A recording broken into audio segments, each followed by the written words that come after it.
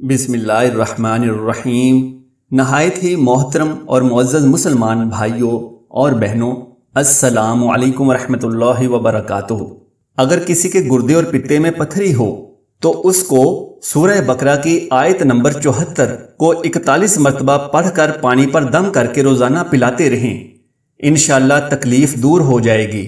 آیت یہ ہے، بسم اللہ الرحمن الرحیم، وَإِنَّ مِنَ الْحِجَارَةِ لَمَا يَتَفَجَّرُ مِنْهُ الْأَنْهَارُ وَإِنَّ مِنْهَا لَمَا يَشَّقَّقُ فَيَخْرُجُ مِنْهُ الْمَاءُ وَإِنَّ مِنْهَا لَمَا يَهْبِطُ مِنْ خَشْيَةِ اللَّهِ وَمَا اللَّهُ بِغَافِلٍ عَمَّا تَعْمَلُونَ۔